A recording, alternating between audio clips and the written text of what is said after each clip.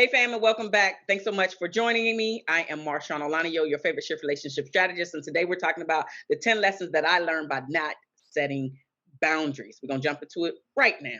So they're in no particular order, but I did want to come and share them with you here today because I know that if I have experienced some of these, then you probably have experienced some of these as well. And so the first thing that I did, the first lesson that I learned by setting my boundaries is I became more aware of my wants, my needs, and desires. Now, what that actually means is that I was able to sit back, reflect on the things that I did not like about my life, the things that I wanted to bring into my life, the things that I wanted to attract into my life, and I had to figure out the things that I wanted to repel from my life. I also had to understand that the words that I'm speaking have power. And so if I wanted to attract the good things, if I wanted to be able to articulate my wants, needs, and desires, I had to sit down, take a seat somewhere, and figure out what those things were. I had to look back on the men that I was dating previously and figure out I like that treatment. Okay, that treatment I didn't like. So we booted the treatment I didn't like and we kept the treatment that I did. And that is what I articulated the next time I would date, or I would watch for those things. So I didn't necessarily give the blueprint to every man that I was dating, but I absolutely, because I sat down and knew what I wanted, I heard my own voice, I heard my own thoughts. I was able to now articulate what my boundaries are. Because here's the thing, men want to win with you. The way that they win with you is by knowing your blueprint. Now, and they know your blueprint by you being able to communicate your blueprint. You cannot communicate your blueprint if you have not taken the time to figure out what your blueprint is. Does that make sense? Perfect. So you have to know what your want, needs, and desires are. And once I started setting my boundaries, I became more aware of what those wants, needs, and desires were. So I was able to let him know that, hey, this don't work for me, or I love that, keep doing that, right? Give praises and words of affirmation. The second lesson that I learned by not setting my boundaries is I was able to say no. I was able to say it with more power, with more strength, more conviction, like this is what I mean, being firm with it. But I also understood that it was more than just saying no, that by setting my boundaries became a way for me to show respect toward myself as well as toward my time. And the more that you respect yourself, the more that you respect your time, the more that others will come in and see your time as I can't just waste her time. I cannot just keep showing up late and she's still there waiting for me. In the case of dating, right? You know, some people you hear that they've been out on these dating situations and they were sitting there for half an hour with no communication from the other person. Well, I don't have time for that. Number one, I never stayed for an hour because that's just way too long for no communication. However, right, there has to be some type of communication like I messed up, I'm running way behind, a traffic accident happened, something has to be clarified in order for me to feel like I'm not wasting my time with you. So once I understood that my time was precious and I cannot get this thing back, that is the only thing that all of us lose. You can never get the time back that you have sat there and wasted, watched TV, did whatever things that you did not want to do. And even the things that you did want to do, nobody can get their time back. Once that minute is gone, it's gone. Once that day is gone, it is gone. So when I decided that my time is precious, I put boundaries around my time. So now if I don't hear from you after about 10 to 15 minutes, I'm out of there. And this is friendships as well. I mean, I need for you to understand that my time is valuable. So by respecting my time, I'm respecting myself. I'm also respecting my boundary, but I'm articulating that to you as well. So now you're not in the dark as to why I'm no longer sitting there waiting for you, because you felt that your time was more important than mine. And you also felt that I would still be there, which is why you didn't communicate that you were going to be late. Well, no, that's just not happening anymore. So once I was able to say no and definitely respect my time, others will respect your time, right? The third thing, which actually goes hand in hand with number two, is when you put your boundaries in place to those people, to the people that you're dating, to your friends, to your family, to your children, whoever the person or people are that you are putting these or laying these boundaries out to. Those people that respect you will respect your boundaries. They will not be offended by the fact that you put a boundary in place.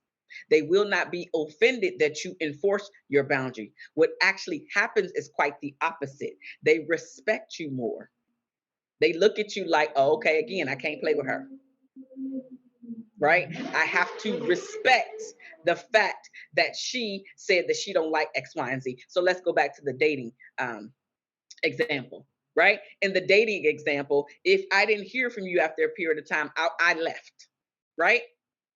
So if I'm saying, because I also want to give people the opportunity to know what my boundaries are. So maybe I let it pass the first time, depending on the length of time, because I'm just not going to sit there after over an hour and there's no communication. There's no way that you want to deal with me, and I'm totally fine with that. But beyond that, right? If you're a couple minutes late and you know that you're running behind, and then you finally text like, "Oh, I'm sorry, I know that I'm already late." Whatever the thing is, right? There is some communication. But then after we meet and he ha ha, right? And then I say, "Hey, you got about a 15-minute window." That's about as long as I'm willing to wait. This is without any communication. Because they communicated, I want to, yay, thank you for communicating with me. But please know that if there is no communication, there's no way that I'm sitting here. So if we have a date or whatever the meeting is, again, this is including clients, this is including friendships, this is including everybody that I deal with that comes across my path. The people that you set these boundaries with that have respect for you, what you're trying to do, what you're trying to give, they will respect them. The fourth lesson that I learned by setting boundaries is that my feelings are important. We have a tendency as people, and specifically as women, we are very nurturing and we want to give, give, give, give, give, right? And then a lot of times we're giving so much that our cup is no longer full, is definitely not half full, right? And so we're giving from these drops at the bottom. Well, if your cup, my cup, if my cup is not full, how can I give you something that I don't have? So that's the same thing for you. You cannot give what you do not have.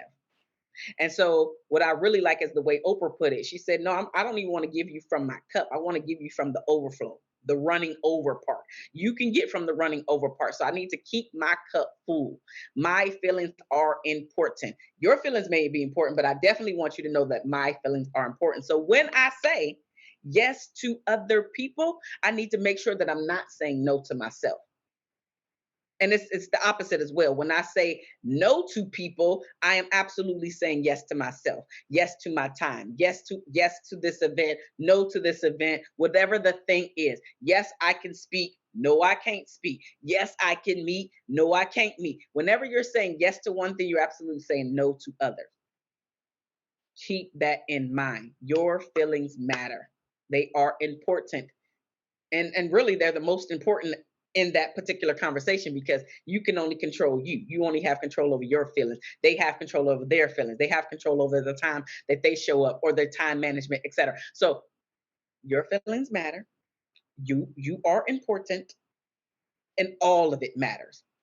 Now, let's cut to the chase, because I know I've been going, but I want to let you know and to remind you where you are listening to this at. Right? You are listening to Love Restored by your host, Marshawn Alanio, on KCCR, the Brownstone. Now, if you have yet to download your apps on the smart devices, then I implore you to go ahead and download all of the apps on all of your smart devices, because this is the way that you're going to keep up with Marshawn on Love Restored, as well as the other beautiful personalities that we have here on KCCR, the Brownstone. If you have yet to visit the website, brownstoneworldwide.com, then to go ahead and check out the website. And then I've mentioned several times this particular season that we have a new addition to the family, which is Brownstone Living, the magazine, which is only $5.99 per month. There is a link in the show notes or in the description somewhere here, and it is an affiliate link. So if you go ahead and check out that link, you will sign up for $5.99 per month. And here's the thing. The beautiful thing about that is, at least the first month, when you sign up for the first month, for their first $5.99, you will receive not only this month's issue, you will also receive last month's issue. So for the first month, you're going to receive 2 digital magazines, $5.99 right now. Check out the link. Now, let's jump back into lesson number 5 that I learned by not setting boundaries. The fifth lesson that I learned is that just because someone is disappointed in my response, it does not mean that I made the wrong choice. They are responsible for their feelings. I am responsible for my own. So I'm also responsible for the choices that I make. Even if I make a wrong choice, I have to be okay with that choice, because here's the thing: not choosing is a choice. Not making a decision is a choice. And so instead of allowing the world or outside influences to make the decision for me, I make the decision. I'm not always going to make the right decision. You are not always going to make the right decision. It is a part of life. It is a part of your learning experience, which is why I'm talking about what I learned by not setting boundaries. All of it goes together in creating you into who you are becoming. All of these lessons, right? You could be disappointed by what I'm saying to you. But I also know that in me saying what I need to say to you, I understand that my feelings matter. You can take it how you want to take it, but I still got to say it. Take it how you will, but I still got to say it. Take it how you will, but I still got to say it. Take it how you want to take it. But please understand, you're going to hear what I have to say, because my voice is important. My voice matters. What I have to say matters. You have to know that what you have to say matters. You cannot control how other people receive the information that you are trying to impart to them, but you still got to impart it, because this is how you are creating the life that you want to create beyond just setting boundaries. This is how you get what you want out of life, by using this gift that God gave you, your mouth, your words. You have to be able to share those with other people, because this is how we teach people to treat us. We teach them by what we say, how we let them treat us, the things that we're willing to do and not do, how they're able to influence us. We're teaching people how to treat us every single day. The sixth lesson that I learned from not setting boundaries is that the more straightforward, clear, and concise I am at communicating my boundaries, the better they were received and even respected. See, if I was going in there and just talking in circles and I'm like, you know what I mean, but I'm really not saying anything at all, the other person is confused. They're not able to receive your message because it's all over the place. And if you're all over the place, how do you expect me to get your message? And so when I was all over the place, or I was and I'm playing with my hands and I wasn't confident, and maybe I'm sitting, kind of looking down, no eye contact. I'm not sitting up. I'm not speaking loud and clear so you can hear me. I may be even whispering because I'm kind of scared to say the thing that I really want to say to you, and I'm playing with my hands because I'm nervous, but I know I need to say this thing to you, and it's not clear. And by the end of the conversation, they exhausted because they're really trying to figure out, what are you trying to say? Like, get some cojones, right? Sit back, look the person in the eye, and tell them what you need to tell them. You can even tell them, hey, I don't even have this clear right now, but I know the way that was handled last time, I didn't feel good after the way that was handled. So can you just not do that? I'm going to figure out how I want you to handle that. But right now, I don't have that information. However, I do know I didn't like the way that felt. That is clearer than you coming in and hemming and hawing and looking down and not looking the person in the eye, and you scared because of how they're going to respond, or if they're going to make you feel silly, or if they're going to make jokes about you, whatever the thing may be. You don't have no control over how they receive the information, nor their reaction to the information that you're giving them. So be clear, concise, straightforward, get to the point, stop talking in circles. I know we as women have a tendency to do that. I need for you to sit back and think about what you want to say, so you know what your points are, so you can be very clear of what you're trying to say. And this is to everybody that you're trying to set a boundary with.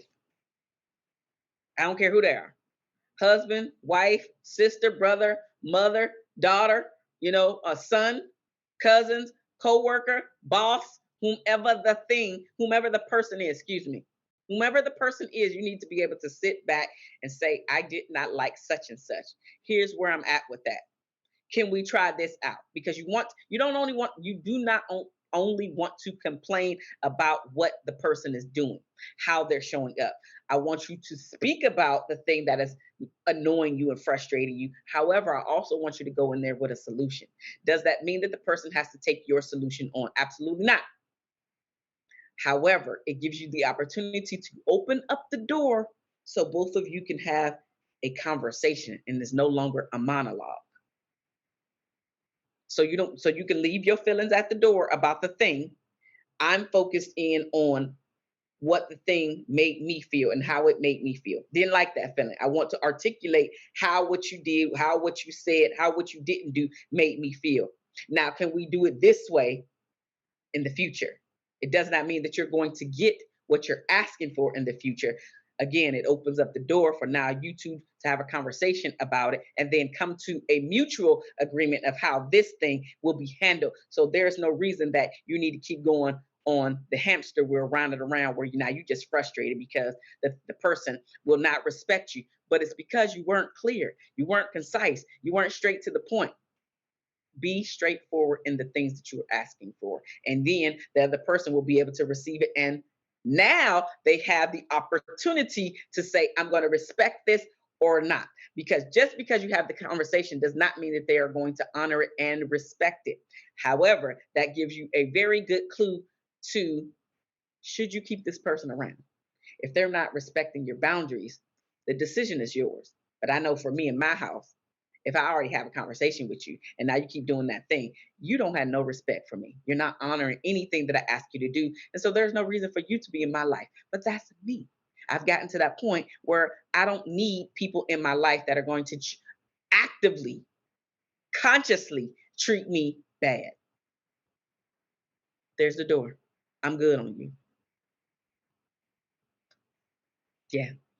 The seventh lesson that I learned is that when I'm setting good boundaries, it freed my life for me to live the life that I want, for me to live the life that I dreamed about. I'm free. It made me feel good when I was able to set these boundaries. That tension that you may feel, that angst that you may feel because you want to have the conversation, but I don't know how they're going to act. I've had said conversation like this before, but it needs to be different this time. Maybe your delivery was off. Maybe your timing was off. Maybe you didn't ask the right questions. Maybe you went in there accusing. So it's not 100% the other person's fault all the time. We have to reflect on how we're showing up. And if you get you together, when your energy is good, when your energy is great, now you're going through the door. Okay, I'm cool. I'm good. I'm good. The eighth, oh, I said eighth. The eighth lesson that I learned is that I'm hardly ever stressed because I've set my boundaries. And it's because I prioritize myself. I prioritize my feelings. I know that I am important. I know that I am worthy. I know that I am enough, and I know what I'm bringing to the table. So I'm hardly ever stressed because I can set my boundary. It's easy now. Before it wasn't so easy. Now it's easy. And the more that you can articulate the things that you want, need, and desire, the easier it is for you to do it the next time somebody oversteps said boundary. The ninth lesson that I learned, I knew what I want and how I wanted to be treated. And so I mentioned it earlier, but now I want to really kind of go into it, because what's the saying that people don't remember what you know or something like that, but they always remember how you treated them? I know how you treated me. I know how you made me feel. And so, because I feel good about my boundary, I also want you to understand that it does make me feel a certain type of way when my boundary is respected. It does make me look at you as a person that respects me, a person that honors me, a person that heard me, a person that understood me, a person that feels me. And there is no beef that needs to be there. So I'm good after I set my boundaries. Yeah, I want you to feel good about setting your boundaries too. It feels good when we set our boundaries. It does. The 10th and final lesson that I learned by setting my boundaries is that speaking up for myself is easier the more that I do it. It helps me to create the life that I want to be a part of without the guilt, the shame, or the worrying about the other person's feelings. Because again, I have to make sure that I am prioritizing my own feelings. Because just because the person, maybe they're thinking, well, she shouldn't feel bad because of whatever, right? But I do feel bad. I do feel bad. That's why I need to have a conversation with you because I do feel bad about what you said, what you did, etc. I do. So because I don't want to feel like that anymore, I don't want to have to worry about feeling ashamed that I allowed you to treat me this way or to talk to me that way. I don't want to feel guilty about it. I don't want to have to keep taking up mental space because I'm allowing you to treat me a certain way. It's not what I want to do. So, what I want to actually do is revert, remember who I am and whose I am, and know that I'm going to be taken care of. Because even if this man, this person walks away from me, I am going to be good. I'm going to be good because I only want people in my life that love me. I only want people in my life that cherish me. I only want people in my life that respect me and honor me. And those are the same people that I want to be able to impart my love, time, and attention to. Setting boundaries is a must in your relationships, not just your romantic one, but I'm really honed in on the romantic one because the clients that come to me, they have a tendency to be able to set all of these boundaries with all of these people outside of their home, and especially their adult children as well as their spouse. They have a harder time setting those boundaries if they ever do. And then they wonder why they're so frustrated and so angry. And it's because they have yet to set and enforce. So it's not just about setting. I know I talked about a lot setting, but it's not just the setting of the boundaries. It's also the enforcement of said boundary.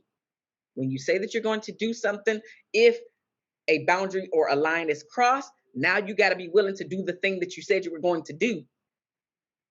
So it's not just about setting, it's also enforcing the boundary when it is crossed. You have to be willing to do that for yourself, for your children, for your children's children, and all the generations that are going to come after you. Because the higher your self esteem is, the people that are in your circle and that are watching you, especially your children, will be able to do that same thing later on in their life if they have not already started to pick up on it and do it. But you are the example. So be the actual example. Be the example for yourself. Feel good about yourself. Set your boundaries. Enforce your boundaries. Know what they are. Articulate and communicate them to your partner, your spouse, your friend, whomever it is. Get straight to the point. Stop talking in circles. It does not help you. It frustrates the other person. Know that your feelings are important. Know that you are worthy, right?